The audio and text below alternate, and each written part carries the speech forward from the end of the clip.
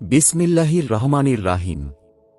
হযরত মুহাম্মদ সাল্লাল্লাহু আলাইহি ওয়াসাল্লামকে বাল্যকাল থেকেই ব্যবসা উপলক্ষ বিভিন্ন দেশে নিয়ে যেতেন। সেজন্য তিনি ব্যবসা বাণিজ্য সম্পর্কে বিশেষ অভিজ্ঞতা অর্জন করেছিলেন। তাঁর সচরিত্র সত্যবাদিতা ও আমানতদারির জন্য আরবের প্রত্যেকেই তাঁকে আল আমিন বলত।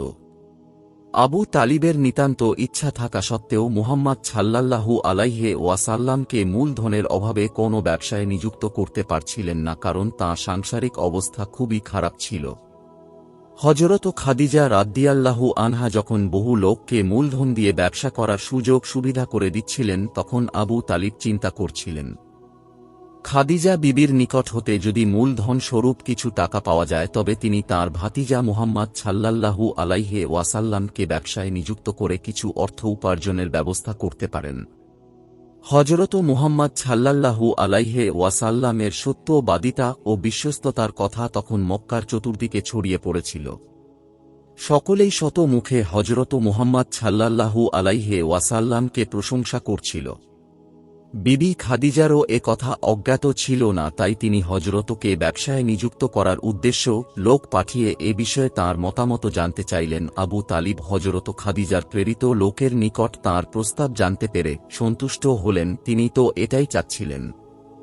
তিনি খাদিজার প্রেরিত লোকের নিকট বলে দিলেন, এতে আমাদের কোনো অমত নেই, বরং যথেষ্ট আগ্রহ আছে। আমরা শীঘ্রই খাদিজা বিবির সাথে সাক্ষাৎ করে সব ঠিক করব। হযরত খাদিজা রাদিয়াল্লাহু আনহা আকুল আগ্রহে তাকিয়ে রইলেন হযরত মুহাম্মদ সাল্লাল্লাহু আলাইহি ওয়াসাল্লাম এর আগমন প্রতীক্ষায়। ইতোমধ্যে আবু তালিব তাঁর ভগ্নীকে পাঠিয়ে দিলেন হযরত খাদিজা রাদিয়াল্লাহু আনহা এর নিকটে ব্যবসা সম্বন্ধে সবকিছু ঠিক করে আসার জন্য। বিবি আতকা ছিলেন আব্দুল মুত্তালিবের কন্যা ও মহাবীর হযরত হামজার ভগ্নী। হযরত খাদিজা রাদিয়াল্লাহু আনহা আতকা বিবিকে দেখে খুবই খুশি হলেন এবং তাকে যথেষ্ট আদর অভ্যর্থনা করলেন। অন্যান্য কথাবার্তার পর আতকা বিবি হযরত খাদিজা রাদিয়াল্লাহু আনহা এর নিকট হযরত মুহাম্মদ সাল্লাল্লাহু আলাইহি ওয়াসাল্লামের ব্যবসায়ের কথা উত্থাপন করলে হযরত খাদিজা রাদিয়াল্লাহু আনহা বললেন, আপনার ভাতিজার সত্যবাদিতা ও বিশ্বস্ততার সুখ্যাতি আমি ইতোপূর্বে শুনেছি, তবে সাক্ষাৎভাবে কখনো দেখিনি। তাকে না দেখলেও তাঁর সাথে আলাপ আলোচনা না করলে আমি কেমন করে বুঝব তিনি এসব দায়িত্ব পূর্ণ কাজের যোগ্য। আপনি দয়া করে তাকে সঙ্গে করে নিয়ে আসবেন, তাঁর সাথে আলাপ আলোচনা করে যা করার করব। আতকা বিবি হযরত খাদিজা রাদিয়াল্লাহু আনহা এর কথায় সম্মতি জানিয়ে সেদিনকার মতো চলে এলেন হযরত মুহাম্মদ সাল্লাল্লাহু আলাইহি ওয়াসাল্লামের সত্যবাদিতা, সচ্চরিত্রতা, ন্যায়পরায়ণতা ও আমানতদারির সুখ্যাতি স্মরণ করা অবধি হযরত খাদিজা রাদিয়াল্লাহু আনহা এর মনে সন্দেহ হচ্ছিল যে এ যুবকই হয়তো ওয়ারাকা বিন নফেলের বর্ণিত সে শেষ পয়গম্বর হবেন। তাই তাঁকে একবার দেখার একটা আকুল আগ্রহ তাঁর ছিল। তিনি এত দিন যাবৎ সুখ্যাতি শুনে মনে মনে নানা রূপ কল্পনার জাল বুনেছেন, আজ তাঁকে স্বচক্ষে দেখতে পাবেন এ আশায় তিনি আকুল আগ্রহে হযরত মুহাম্মদ সাল্লাল্লাহু আলাইহি ওয়াসাল্লাম এর আগমনের প্রতীক্ষা করতে লাগলেন। হযরত খাদিজা রাদিয়াল্লাহু আনহা নিতান্ত আগ্রহ ও উৎসাহের সাথে বাড়ি ঘর পরিষ্কার পরিচ্ছন্ন ও সুসজ্জিত করে রাখলেন এবং নানা রূপ সুপেয় ও ভালো খাদ্যর জোগাড় করে হযরত মুহাম্মদ সাল্লাল্লাহু আলাইহি ওয়াসাল্লাম এর আগমনের প্রতীক্ষায় পথ পানে তাকিয়ে রইলেন। যথাসময়ে হযরত মুহাম্মদ সাল্লাল্লাহু আলাইহি ওয়াসাল্লামকে সঙ্গে নিয়ে আতকা বিবি হযরত খাদিজা রাদিয়াল্লাহু আনহা এর বাড়ি উপস্থিত হলে তিনি তাদেরকে সাদর অভ্যর্থনা জানিয়ে বাড়ির ভিতরে নিয়ে গেলেন। ওয়ারাকা বিন নফেলের নিকটে নিজের স্বপ্নের অর্থ শোনার পর হতেই হযরত খাদিজা রাদিয়াল্লাহু আনহা মনে মনে শেষ পয়গম্বরের প্রতি আত্মসমর্পণ করেছিলেন এবং তাঁকে দেখার একটা আকুল আগ্রহ হৃদয়ে পোষণ করে তাঁর প্রতীক্ষা করছিলেন। খাদিজা রাদিয়াল্লাহু আনহা হযরত মুহাম্মদ সাল্লাল্লাহু আলাইহি ওয়াসাল্লামকে দেখে তাড়াতাড়ি তাওরাত গ্রন্থ খুলে তাতে বর্ণিত শেষ পয়গম্বরের লক্ষণসমূহ মিলিয়ে দেখলেন যে হযরত মুহাম্মদ সাল্লাল্লাহু আলাইহি ওয়াসাল্লামের আকৃতি প্রকৃতি হুবহু মিলে যাচ্ছে, কোথাও কোনো অমিল নেই। হযরত খাদিজা রাদিয়াল্লাহু আনহা এর হৃদয় আনন্দে নেচে উঠল। এত দিন যাবৎ তিনি মনে মনে তাঁর সম্বন্ধে যে রূপ ধারণা করে আসছিলেন, আজ তাঁকে দর্শন করে দেখলেন। হযরত মুহাম্মদ সাল্লাল্লাহু আলাইহি ওয়াসাল্লাম তাঁর কল্পনার অনেক ঊর্ধ্বে। তিনি বারবার হযরত মুহাম্মদ সাল্লাল্লাহু আলাইহি ওয়াসাল্লাম এর কোমল মুখ, চন্দ্রিমা দৃষ্টি, মাধুর্য চক্ষের গঠন প্রণালী, তরঙ্গায়িত কেশরাশির মন মাতানো সৌন্দর্য ও পূর্ব সতৃষ্ণ নয়নে দেখতে লাগলেন। তিনি তাঁর হৃদয় রাজ্যর মহান সম্রাটকে যতই দেখতে লাগলেন, ততই যেন দেখার আকাঙ্ক্ষা প্রবল হতে লাগল। আতকা বিবি বললেন, তাহলে আর অযথা সময় নষ্ট করে লাভ কি? এখন কাজের কথা হোক। আতকা বিবি অবাক হলেন হযরত খাদিজা রাদিয়াল্লাহু আনহা এর কথা শুনে। তিনি যে তাঁদেরকে এতটা আদর যত্ন করবেন, এতটা শ্রদ্ধার সাথে কথা বলবেন, তা তিনি আশা করেননি। যেহেতু তিনি এসেছেন তাঁর নিকটে অর্থ প্রার্থিনী হয়। আতকা বিবি হযরত খাদিজা রাদিয়াল্লাহু আনহা এর কথার কোনো প্রতিবাদ করতে সাহসী হলেন না। হযরত খাদিজা রাদিয়াল্লাহু আনহা তাঁদেরকে পরম যত্নের সঙ্গে আহার করালেন। তৎপর স্বর্ণময় পালঙ্কের শয়ন করে বিশ্রাম করতে দিয়ে নিজেও নিত্যে বসে নানা প্রসঙ্গে সুমধুর আলাপ করতে লাগলেন। হযরত মুহাম্মদ সাল্লাল্লাহু আলাইহি ওয়াসাল্লামের সঙ্গে বিভিন্ন প্রসঙ্গে আলাপ আলোচনার মাধ্যমে হযরত খাদিজা রাদিয়াল্লাহু আনহা তাঁর যে গভীর জ্ঞানের পরিচয় পেলেন, তাতে তিনি আনন্দিত হলেন। অতঃপর ব্যবসা সম্বন্ধে কথাবার্তা হল। স্থির হল হযরত মুহাম্মদ সাল্লাল্লাহু আলাইহি ওয়াসাল্লাম নিজের ইচ্ছামতো যে পরিমাণ অর্থের প্রয়োজন মনে করেন তা নিয়ে যেতে পারবেন। ব্যবসায় যা লাভ হবে তা উভয়ের মধ্যে তুল্যাংশে বণ্টন করে নেওয়া হবে। আতকা বিবি হযরত মুহাম্মদ সাল্লাল্লাহু আলাইহি ওয়াসাল্লামকে নিয়ে হৃষ্টচিত্তে গৃহে প্রত্যাবর্তন করলেন। হযরত খাদিজা রাদিয়াল্লাহু আনহা তাঁর গমন পথের দিকে এক দৃষ্টে তাকিয়ে রইলেন। কয়েক দিনের মধ্যেই হযরত মুহাম্মদ সাল্লাল্লাহু আলাইহি ওয়াসাল্লাম হযরত খাদিজা রাদিয়াল্লাহু আনহা এর নিকট হতে বহু টাকা নিয়ে পণ্য ও দ্রব্য খরিদ করে 40টা উট বোঝাই করে বসরার দিকে রওনা হলেন। হযরত খাদিজা রাদিয়াল্লাহু আনহা হযরত মুহাম্মদ সাল্লাল্লাহু আলাইহি ওয়াসাল্লামের সাহায্যের জন্য মাইসারা নামে একজন বিশ্বাসী ও সুচতুর কৃতদাসকে এবং কুসাইমা নামক একজন আত্মীয়াকে তাঁর সাথে পাঠিয়ে দিলেন। তিনি মাইসারাকে গোপনে বলে দিলেন, তোমাকে ওনার সঙ্গে এ উদ্দেশ্য প্রেরণ করলাম যে তুমি সর্বদা তাঁর সাথে সাথে থাকবে, তাঁর সেবা করবে এবং রাস্তায় যাতে তাঁর কোনো অসুবিধা বা বিপদ আপদ না হয় তার প্রতি সর্বদা দৃষ্টি রাখবে। কোনো জিনিস ক্রয় বিক্রয় বা পয়সা আদান প্রদান সম্বন্ধে তুমি কখনো কোনো মন্তব্য করবে না। তাঁর কাজে কোনো রূপ বাধা প্রদান করবে না। তাঁর বিনা অনুমতিতে কোনো কাজ করবে না। প্রত্যেকটি কাজ করার পূর্বে তাকে জিজ্ঞেস করবে সাবধান। কখনো তাঁর অবাধ্য হয় না বা তাঁর সাথে কোনো রূপ বেয়াদবি করবে না। আমাকে তুমি যে রূপ ভক্তি শ্রদ্ধা করে থাকো তাকেও ঠিক সে রূপ ভক্তি শ্রদ্ধা করবে ও তাঁর বাধ্য ও অনুগত থাকবে। সাবধান। আদেশ অমান্য করে হাশেমি বংশের কাছে যেন আমাকে লজ্জিত করো না। আমার আদেশ পুরোপুরি প্রতিপালন করে হযরত মুহাম্মদ সাল্লাল্লাহু আলাইহি ওয়াসাল্লামকে সঙ্গে নিয়ে নিরাপদে ফিরে আসতে পারলে তোমাকে আমি আশাতীত পুরস্কার দিয়ে চিরদিনের জন্য দাসত্ব হতে মুক্ত করে দেব। মাইসারা হযরত খাদিজা রাদিয়াল্লাহু আনহা এর আদেশ মাথা পেতে নিয়ে বিদায় গ্রহণ করল। হযরত মুহাম্মদ সাল্লাল্লাহু আলাইহি ওয়াসাল্লামকে বিদায় করে দিয়ে হযরত খাদিজা রাদিয়াল্লাহু আনহা কেমন যেন বিচলিত হয়ে উঠলেন। নানা চিন্তা এসে তাঁর কোমল হৃদয়কে আচ্ছন্ন করে ফেলল। সর্বদা যেন কেমন অন্যমনস্ক ভাব। তিনি চলতে চলতে থমকে দাঁড়ান, কাজ করতে ভুল করেন। আবার একটু নির্জনতা পেলেই হযরত মুহাম্মদ সাল্লাল্লাহু আলাইহি ওয়াসাল্লামের চিন্তায় নিজেকে ডুবিয়ে দেন। দিন গুনতে থাকেন তিনি। হযরত মুহাম্মদ সাল্লাল্লাহু আলাইহি ওয়াসাল্লাম কত দিনে ফিরে আসতে পারেন? কতদিন পরে তিনি পুনরায় মুখ চন্দ্রিমা দর্শন করতে পারবেন? হযরত খাদিজা রাদিয়াল্লাহু আনহা তার মালপত্র নিয়ে মাইসারা ও খুজাইমা সহ হযরত মুহাম্মদ সাল্লাল্লাহু আলাইহি ওয়াসাল্লাম একটি বণিক দলের সাথে রওনা হয়ে সিরিয়ার অন্তর্গত বসরায় এসে পৌঁছালেন। একটা খ্রিস্টান ধর্মশালার নিকটে অবস্থিত বিরাট একটা পুরাতন বৃক্ষের নিচে বণিক দল তাঁবু রচনা করলেন। উক্ত বৃক্ষটি বহু কাল পূর্ব হতে ফল পুষ্প ও পত্রবিহীন অবস্থায় অর্ধমৃতবৎ দাঁড়িয়েছিল। বণিক দল বৃক্ষের নিচে তাঁবু নির্মাণের কালে হযরত মুহাম্মদ সাল্লাল্লাহু আলাইহি ওয়াসাল্লাম সেই বৃক্ষের মূলে বসে বিশ্রাম করতে লাগলেন। দেখতে দেখতে বৃক্ষটি পত্র পুষ্প ও ফলে পরিপূর্ণ হয়ে গেল। স্থানীয় লোকজন এ অকল্পনীয় ব্যাপার দেখে অবাক হয়ে নানা কথা আলোচনা করতে লাগল। তাদের মধ্যে কেউ কেউ দৌড়িয়ে গিয়ে তাদের ধর্মযাজক নস্তুরার নিকটে এ আশ্চর্য ঘটনা বর্ণনা করল। খ্রিস্টান ধর্মযাজক নস্তুরা এ সংবাদ শুনে ছুটে এসে দেখলেন সত্যিই বৃক্ষটি পত্রপুষ্প ও অসংখ্য ফলে ভরে গেছে। তিনি নিতান্ত উৎসুক হয়ে কাফেলার সকলের পরিচয় নিলেন। অবশেষে হযরত মুহাম্মদ সাল্লাল্লাহু আলাইহি ওয়াসাল্লামকে বৃক্ষমূলে বসে থাকতে দেখে বিশেষভাবে তাঁকে পর্যবেক্ষণ করতে লাগলেন। তাঁর বুঝতে বাকি রইল না যে এ তরুণ যুবকের উপবেশনের ফলেই বৃক্ষটি ফুলে ফলে সজীবতা লাভ করেছে। নস্তুরা বুঝতে পারলেন অদূর ভবিষ্যতে এ তরুণ যুবক একজন মহাপুরুষ হবেন। তিনি খ্রিস্টান ধর্মগ্রন্থ ইনজিল কিতাবে বিশেষ অভিজ্ঞ ছিলেন। উক্ত গ্রন্থে শেষ পয়গম্বরের আকৃতি প্রকৃতি সম্বন্ধে যেসব চিহ্নের কথা উল্লেখিত ছিল হযরত মুহাম্মদ সাল্লাল্লাহু আলাইহি ওয়াসাল্লামের সাথে সেগুলো মিলিয়ে দেখলেন। প্রত্যেকটি চিহ্ন অবিকল মিলে গেল। ধর্মযাজক নস্তুরা এগিয়ে গিয়ে হযরত মুহাম্মদ সাল্লাল্লাহু আলাইহি ওয়াসাল্লামের সাথে অনেকক্ষণ পর্যন্ত বহু বিষয়ে আলাপ আলোচনা করে পরমপ্রীতি লাভ করলেন এবং তাতে তাঁর পূর্ব ধারণা আরও দৃঢ় হল। এবার তিনি মাইসারাকে ডেকে বললেন, তোমার সঙ্গী মুহাম্মদ সাল্লাল্লাহু আলাইহি ওয়াসাল্লাম অদূর ভবিষ্যতে পয়গম্বর হবেন। ইনিই হবেন দুনিয়ার শেষ নবী।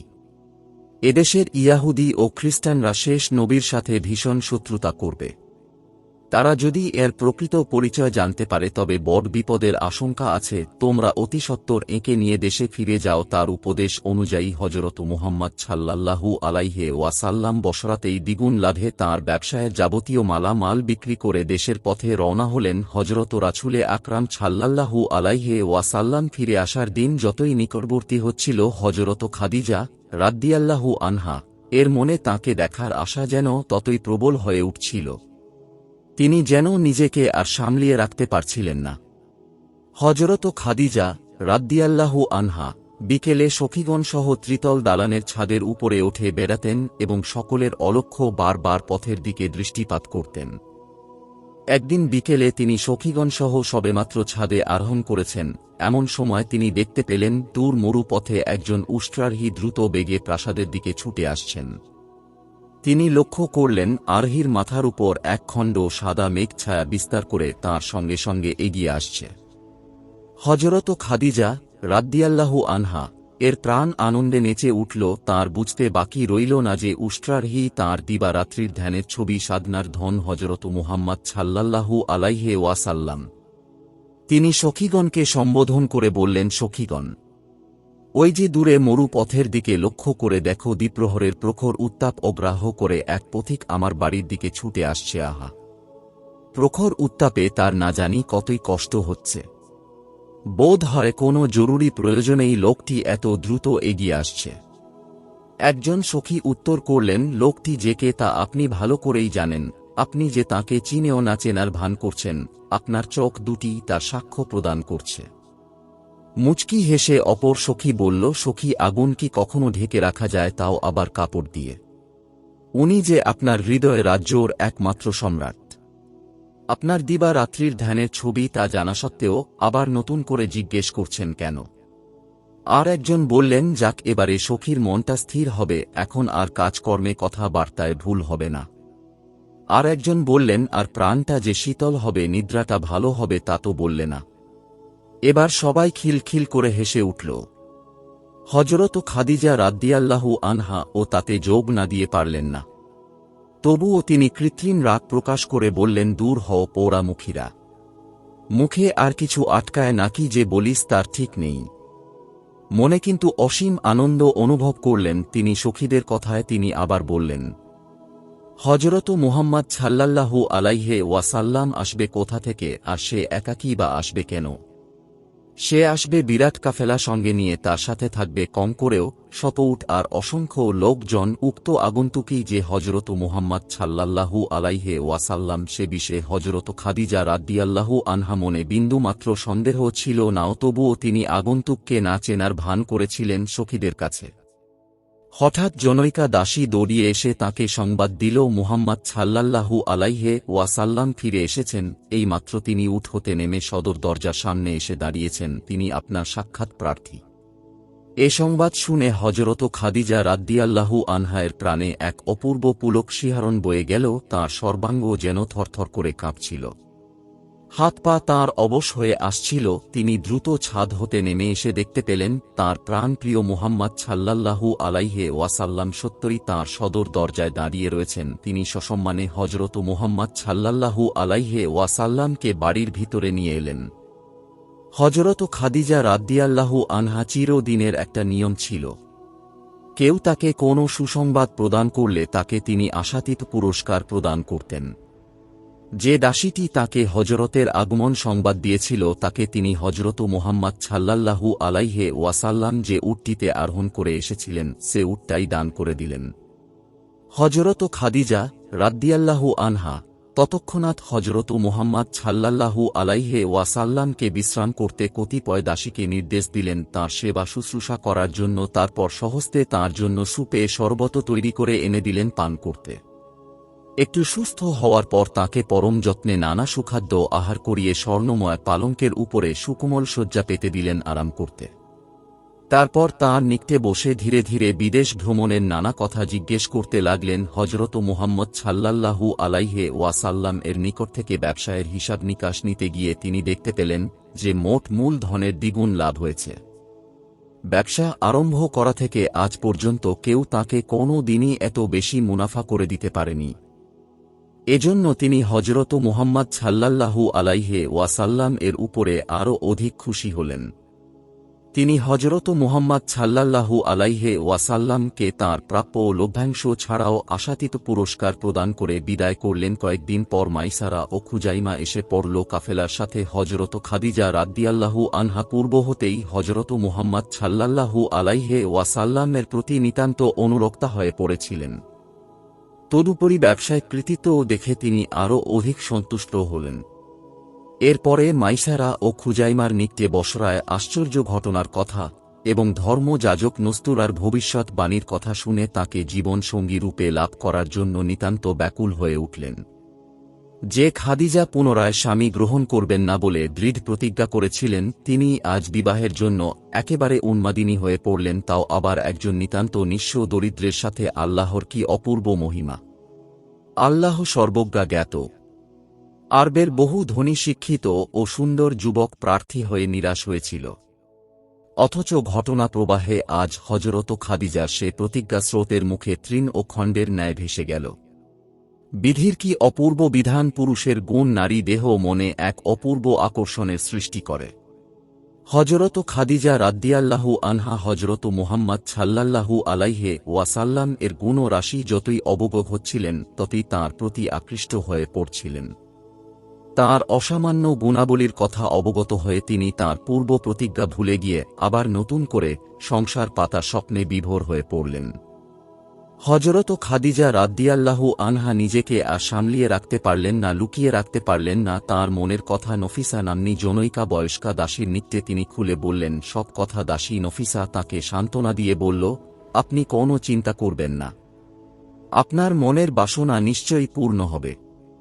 আমি যথাসাধ্য চেষ্টা করব আপনার এ কাজ উদ্ধারের জন্য। একদা দাসী নফিসা হযরত মুহাম্মদ সাল্লাল্লাহু আলাইহি ওয়াসাল্লামের সঙ্গে সাক্ষাৎ করে এ কথা সে কথা আলাপ করতে করতে বলে ফেলল, আপনার এ যৌবনকাল এ পর্যন্ত আপনি বিয়ে করছেন না কেন? হযরত মুহাম্মদ সাল্লাল্লাহু আলাইহি ওয়াসাল্লাম উত্তর করলেন, বিয়ে করার মতো সংস্থান আমার নেই, নিজেরই চলার মতো পথ নেই, তার উপরে আবার আর একজনকে এনে তাকে খাওয়াবো কি? তাছাড়া বিয়ে করতে হলে তার যে একটা প্রাথমিক খরচ আছে সেটাও কি কম? গহনাপত্র, জামা কাপড়, মোহরানা এসব নিয়ে যে একটা বিরাট অঙ্ক খরচ করতে হবে তা চিন্তা করলে বিয়ের কথা যে আমি কল্পনাও করতে পারি না। নফিসা বলল, আচ্ছা, এমন কোন রমণী যদি আপনি পান যাকে গহনাপত্র, জামা কাপড়, মোহরানা প্রভৃতি কিছুই দিতে হবে না, এমনকি তাকে ভরণ পোষণের দায়িত্ব আপনাকে বহন করতে হবে না, বরং তার নিকট থেকেই আপনি কিছু সাহায্য পেতে পারেন, সে রূপস্থলে আপনার বিয়ে করতে কোনো আপত্তির কারণ আছে কি? হযরত মুহাম্মদ সাল্লাল্লাহু আলাইহি ওয়াসাল্লাম বললেন, কে সে রমণী? কেমন ধরনের রমণী সে? এসব কথা না জেনে কেমন করে তোমার এ কথার উত্তর দেব? নফিসা বললেন, এমন রমণী যেই হোক না কেন, যদি সে পরমা সুন্দরী, বিদুষী, সচরিত্রা ও উচ্চবংশীয়া হয়, আপনার কোনো আপত্তি আছে কি? হযরত বললেন, এমন রমণীকে আছে যে উচ্চবংশীয়া, সচরিত্রা, সুন্দরী ও বিদুষী হয়েও আমার মতো একজন সহায় সম্বলহীন নিঃস্ব দরিদ্রকে পতিত্বে বরণ করতে রাজি হবে। নফিসা উত্তর করল, যদি থেকেই থাকে তবে আপনি রাজি হবেন কি না তাই বলুন। হযরত বললেন, যদি সত্যই এত সহজে এমন যুবতী একজন স্ত্রী পাওয়া যায় যাকে কিছুই দিতে হবে না, এমনকি ভরণ পোষণও দিতে হবে না, তবে আর অমত করার কি আছে? কিন্তু এটা যে একেবারে আকাশ কুসুম বলেই মনে হয়, এও কি সম্ভব? নফিসা বলল, নিশ্চয়ই সম্ভব, আকাশ কুসুম নয়। হযরত জিজ্ঞেস করলেন, কে সেই রমণী? নফিসা বলল, খুয়াইলিদের কন্যা খাদিজা, তিনি সর্বদাই আপনার প্রশংসা করে থাকেন। আমার বিশ্বাস যে আপনার তরফ হতে প্রস্তাব করলে অতি সহজেই তিনি রাজি হবেন। যদি বলেন তবে আমি তাকে এ বিষয়ে একটু জিজ্ঞেস করে দেখতে পারি। হযরত বললেন, বেশ, তা চেষ্টা করে দেখতে পারো। নফিসা গিয়ে হযরত খাদিজাকে সব কথা খুলে বললে তিনি তাকে আবার পাঠিয়ে দিলেন হযরত মুহাম্মদ সাল্লাল্লাহু আলাইহি ওয়াসাল্লাম এর নিকটে। তিনি তাকে বলে দিলেন, তুমি গিয়ে তাকে আমার সম্মতির কথা জানিয়ে এসো। নফিসা পুনরায় এসে হযরত মুহাম্মদ সাল্লাল্লাহু আলাইহি ওয়াসাল্লামকে খাদিজার সম্মতির কথা জানালে তিনি বললেন, আচ্ছা, তুমি একবার আমার চাচা আবু তালিবের নিকটে এ কথাটা বলে এসো, যেহেতু আমার ইচ্ছা থাকলেও আমার চাচার অমতে আমি কিছুই করতে পারবো না, আবার আমি নিজেও তাকে একটা বলতে পারবো না। নফিসা আবু তালিবকে এ কথা জানালে তিনি বিশেষ আগ্রহের সাথে সম্মতি প্রদান করলেন। হযরত মুহাম্মদ সাল্লাল্লাহু আলাইহি ওয়াসাল্লাম চিন্তা করেননি তা নয়, তবে হযরত খাদিজা রাদিয়াল্লাহু আনহা যে সব গুণের পরিচয় তিনি পেয়েছিলেন সে তুলনায় তাঁর বয়সের এ তারতম্যটুকু একেবারে ধর্তব্য নয় বলেই তিনি মনে করেছিলেন। অতঃপর হযরত মুহাম্মদ সাল্লাল্লাহু আলাইহি ওয়াসাল্লাম এর পক্ষে আবু তালিব এবং হযরত খাদিজার পক্ষে তাঁর চাচা আমর বিন আসাদ বিবাহের কথা বার্তা নিষ্পত্তি করে দিন তারিখ ধার্য করলেন। নির্দিষ্ট তারিখে হযরতের পক্ষ থেকে আবু তালিব, হযরত হামজা এবং আরও অনেক আত্মীয় স্বজন আর হযরত খাদিজার পক্ষে আমর বিন আসাদ, ওয়ারাকা বিন নৌফেল এবং আরও অনেকে উপস্থিত থেকে শুভ বিবাহ সুসম্পন্ন করলেন। বিবাহের মজলিসে হযরত মুহাম্মদ সাল্লাল্লাহু আলাইহি ওয়াসাল্লামের চাচা আবু তালিব একটি নাতিদীর্ঘ খুতবা অর্থাৎ ভাষণ দান করলেন। যাবতীয় প্রশংসা সেই আল্লাহর যিনি আমাদেরকে হযরত ইব্রাহিম আলাইহিস সালাম এর বংশে জন্মগ্রহণের সৌভাগ্য দান করেছেন এবং পবিত্র কাবা গৃহের খিদমত করার গৌরব প্রদান করেছেন। আমার ভাতিজা মুহাম্মদ সাল্লাল্লাহু আলাইহি ওয়াসাল্লাম আর্থিক অবস্থার দিক দিয়ে নিঃস্ব হলেও সে যে সর্বগুণে গুণান্বিত, এ কথা বলতে সত্যই আমি গৌরব অনুভব করছি। আর আমার এ কথা যে বিন্দুমাত্র অতিরঞ্জিত নয়, আশা করি তা আরবের প্রতিটি ব্যক্তি এক বাক্য স্বীকার করবেন। খুয়াইলিদের কন্যা খাদিজার সঙ্গে আপনাদের ও আমাদের সম্পর্ক নতুন নয়, তবুও নতুন করে তাঁর সঙ্গে একটা সম্পর্ক স্থাপন করতে পেরে আমি আনন্দ অনুভব করছি। আমার ভাতিজা মুহাম্মদ তাঁর পানি প্রার্থী। আমি খাদিজার মহারানা হিসেবে 20টি উট খাদিজাকে দান করছি। যদিও এ সামান্য মহারানা বিবি খাদিজার পক্ষে নিতান্তই অল্প, তবুও আমি আল্লাহর নামে শপথ করে বলতে পারি যে বিবি খাদিজা এ বিবাহে স্বীকৃতি দিয়ে নিতান্ত বুদ্ধিমত্তার পরিচয় প্রদান করেছেন। যেহেতু আমার ভাতিজা মুহাম্মাদের ভবিষ্যৎ উজ্জ্বল, আমি তাদের উভয়ের সুখী দাম্পত্য জীবন কামনা করছি। হযরত খাদিজার পক্ষে ওয়ারাকা বিন নৌফেল দাঁড়িয়ে আরেকটি ভাষণ দান করলেন। যাবতীয় প্রশংসা সেই আল্লাহর যিনি আমাদেরকে সমগ্র আরব দেশের মধ্যে অসীম সম্মানের অধিকারী করেছেন। বংশ গর্বে মুহাম্মদ সাল্লাল্লাহু আলাইহি ওয়াসাল্লাম এবং হযরত খাদিজা রাদিয়াল্লাহু আনহা কেউ কারো চেয়ে কম নয়। আমাদের উভয় বংশের পুরুষগণ একই ছিলেন, আজ আবার একই বংশের এ দুটি শাখার মধ্যে নতুন সম্পর্ক গড়ে তুলতে পেরে আমরা সত্যই আনন্দিত। হাশেমি বংশের গৌরব যে আমাদের চেয়েও ঊর্ধ্বে তা স্বীকার করতে আমার বিন্দু মাত্র দ্বিধা নেই। সে হিসেবে খাদিজা মুহাম্মাদকে পতিত্বে বরণ করে নিশ্চয়ই আমাদের গৌরব বৃদ্ধি করেছে। তাছাড়া মুহাম্মাদের মতো সচরিত্র ও জ্ঞানী যুবক সমগ্র আরবে আর দ্বিতীয় নেই, সে কথা শুধু আমি কেন, সকলে এক বাক্য স্বীকার করবে। সুতরাং তাঁর হাতে খাদিজাকে তুলে দিতে পেরে আমরা সত্যই সুখী হয়েছি।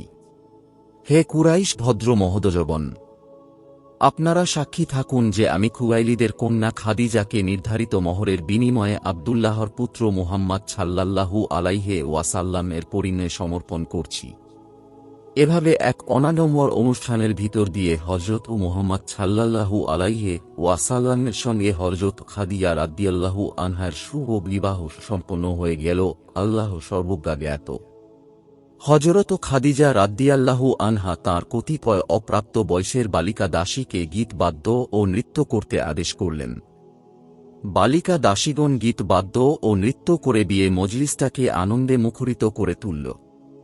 বলা বাহুল্য যে হযরত মুহাম্মদ সাল্লাল্লাহু আলাইহি ওয়াসাল্লামের সঙ্গে হযরত খাদিজা রাদিয়াল্লাহু আনহায়ের এ বিবাহ আইয়ামে জাহেলিয়ায়, অন্ধকার যুগে সম্পন্ন হয়েছিল। হযরত মুহাম্মদ সাল্লাল্লাহু আলাইহি ওয়াসাল্লাম তখনও নবুয়ত লাভ করেননি, কাজেই ইসলামের কোনো বিধি নিষেধ পালন করার কোনো প্রশ্নই ওঠে না। তৎকালীন আরবে চির প্রচলিত নিয়ম অনুসারেই এ বিবাহ সম্পন্ন হয়েছিল। কাজেই বিবাহ মজলিসে গীত বাদ্য ও নৃত্য করা কোনো দোষের কার্য বলে বিবেচিত হয়নি। হযরত খাদিজা রাদিয়াল্লাহু আনহা হযরত মুহাম্মদ সাল্লাল্লাহু আলাইহি ওয়াসাল্লামকে ডেকে বললেন, আপনার চাচাকে বলুন তিনি আমার মহারানা স্বরূপ যে উটগুলো প্রদান করেছেন তারই একটা জবেহ করে উপস্থিত মেহমানদের আহারের ব্যবস্থা করতে। আমি উপস্থিত মেহমানদের আহারের জন্য প্রয়োজনীয় যাবতীয় দ্রব্যই জোগাড় করে রেখেছি, সেজন্য কোনো অসুবিধে হবে না। হযরত খাদিজা রাদিয়াল্লাহু আনহা নির্দেশ অনুযায়ী আবু তালিব অত্যন্ত আনন্দের সঙ্গে একটি উট জবেহ করে দিলেন। তা দ্বারা পরম ধুমধামে বিবাহ মজলিসে উপস্থিত উভয় পক্ষের আত্মীয় স্বজন ও মেহমানদেরকে আহার করানো হল। বিবাহের পরে হযরত খাদিজা পিতৃগৃহেই রয়ে গেলেন। হযরত মুহাম্মদ সাল্লাল্লাহু আলাইহি ওয়াসাল্লাম আপাতত এখানেই থাকলেন। আবু তালিব তাঁর আত্মীয় স্বজনসহ গৃহে প্রত্যাবর্তনের পূর্বে হযরত খাদিজা রাদিয়াল্লাহু আনহা তাঁর কদম উঁচি করে দুয়া চাইলে আবু তালিব তাঁর মাথায় হাত বুলিয়ে প্রাণ ভরে দুয়া করলেন। হযরত খাদিজা রাদিয়াল্লাহু আনহা তাঁকে বহু টাকা পয়সা নজরানা স্বরূপ প্রদান করলেন। বলা বাহুল্য হযরত খাদিজা রাদিয়াল্লাহু আনহা আবু তালিবকে এত অর্থ নজরানা স্বরূপ প্রদান করেছিলেন যে অতঃপর আবু তালিবকে আর অর্থাভাবের জন্য কোনো রূপ চিন্তা করতে হয়নি। হযরত খাদিজা রাদিয়াল্লাহু আনহা স্বপ্ন ওয়ারাকা বিন নৌফেলের স্বপ্ন ব্যাখ্যা আর খাদিজার মনের বাসনা আজ সফল হল। হযরত খাদিজা রাদিয়াল্লাহু আনহায়ের সঙ্গে হযরত মুহাম্মদ সাল্লাল্লাহু আলাইহি ওয়াসাল্লাম এর বিবাহ সত্যই বড় মধুময় হয়েছিল। দাম্পত্য জীবনে তাঁদের মতো সুখী আর কেউ হয় কিনা তা কঠিন। হযরত মুহাম্মদ সাল্লাল্লাহু আলাইহি ওয়াসাল্লামকে পতিত্বে বরণ করে একদিকে সমগ্র জগতে বিশেষ সুনাম ও সম্মানের অধিকারিণী হয়েছিলেন, অন্যদিকে সর্বপ্রথম ইসলাম গ্রহণ করে আখেরাতের পথ পরিষ্কার করেছিলেন।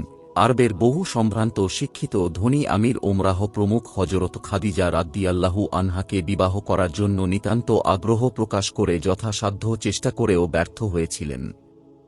অবশেষে সেই খাদিজা রাদিয়াল্লাহু আনহা যখন একজন নিঃস্ব দরিদ্র ও অশিক্ষিত যুবককে পতিত্বে বরণ করলেন তখন তারা হিংসায় জলে মরতে লাগল। বিবাহের অল্প কাল পরেই তারা হযরত খাদিজা রাদিয়াল্লাহু আনহায়ের বিরুদ্ধে নানা রূপ প্রচারণা আরম্ভ করে দিল। তারা বলতে লাগল যে খাদিজা মুহাম্মাদের মতো একজন দরিদ্র যুবককে বিবাহ করে আমাদের মান সম্মানের মস্তকে পদাঘাত করেছে, কাজেই তার সাথে আমাদের কোনো রূপ সম্পর্ক রাখা উচিত নয়।